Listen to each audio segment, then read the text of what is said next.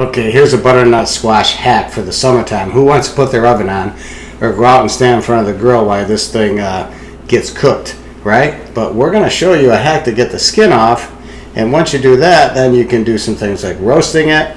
You can maybe do some roasted butternut squash in the oven. You can roast it, and then you can puree it and make like a butternut squash soup. There's so many recipes. But in this video, I just want to show you a hack on how we can make this easier to peel, because I tell you what, it's not easy. So first thing we're going to do is try this is always the best part here. I always love these videos because I am so challenged sometimes with the technology that it's a joke, but you're going to stay with me on this. So first thing, let's get rid of the props, which is my microphone. But what we're going to do now is we're going to take and cut the ends off this bad boy, which is, as long as I don't cut my arm off, right? And really tough. And sorry about the noise, but I got to get these off. Now I'm going to cut the ends off like that.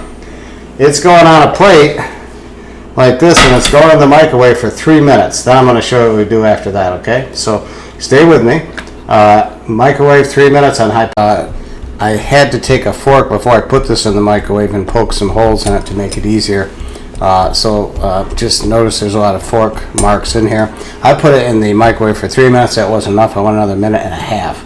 Now what I'm going to do is I'm going to take this peeler and take this bad boy right down. First thing is I'm going to try doing it standing up like this. I don't know if that's going to work, but it should be a lot easier to peel. And Lord knows, every time I do a video, I don't rehearse first. I just wing it.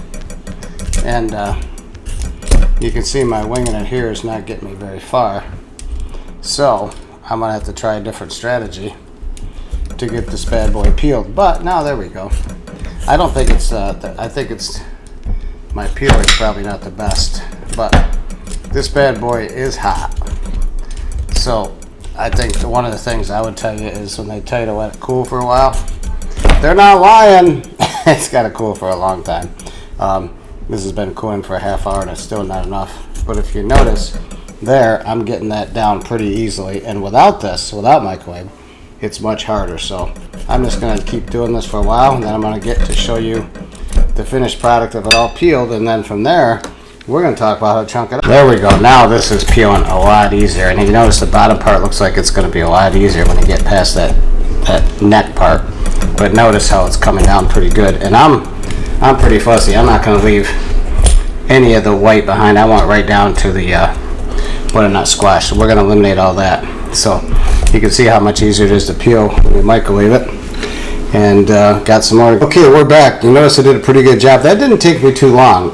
It took me about, I'd say, 3 minutes to peel that bad boy because I microwaved it. Now we're going to go through, and now we're going to do some things to make this easier to chunk up, because I'm going to be doing a roasted recipe here. So I'm going to take the neck here, if you want to call it that, and then I'm going to take this bottom part, cut it in half, and of course, you see what I got to do first. I have to get rid of some of the seeds.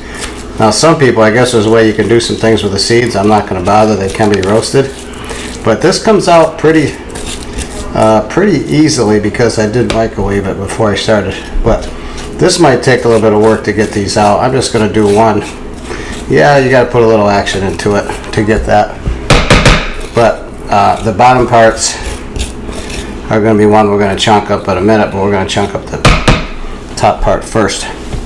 So I'm going to set this aside because that's going to be one for later on. And then this is simple. This just goes down just like that. And then simply cut it. I got one that had a little bit of stuff here. Now I tried cutting some of it out, but it doesn't look like it's offensive. It's not skin there. So now I'm going to chunk this up.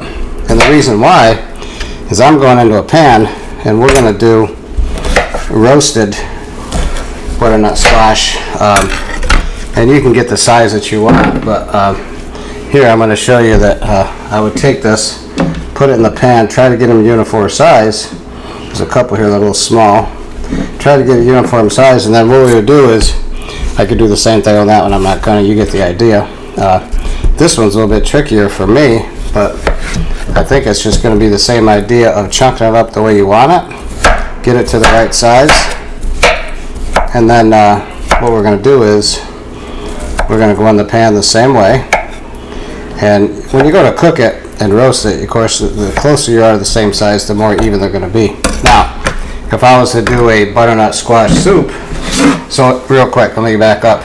So I would take these with some olive oil, butter, salt, go in the oven, and I would bake those to get those to caramelize a little bit. That would be your roasted garlic.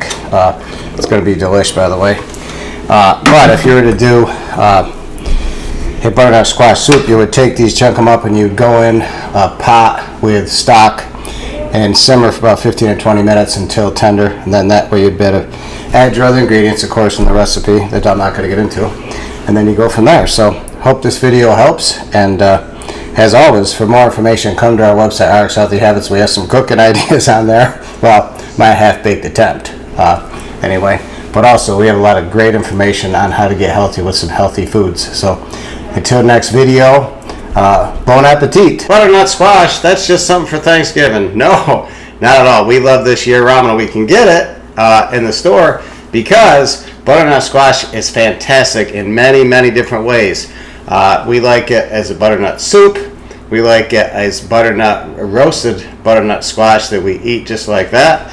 There's so many uses for it. I'm going to be going through and talking about some of those in another video clip. But in this one, I just want to talk briefly about the nutritional value because I am blown away at the numbers when it comes to this. Now, this is not a low-carb veg. It's 22 grams and 1 cup of carbohydrate.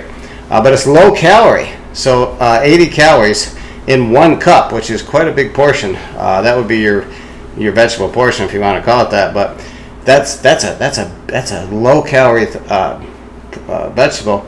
But also, here's the amazing thing: vitamin A, beta carotene, all that goodness. 457% of the daily recommended intake of vitamin A from this bad boy right here, 1 cup. Vitamin C, 57%. Some of the other B vitamins, they're all over 10-15%. A great power punch here for vitamin A and vitamin C.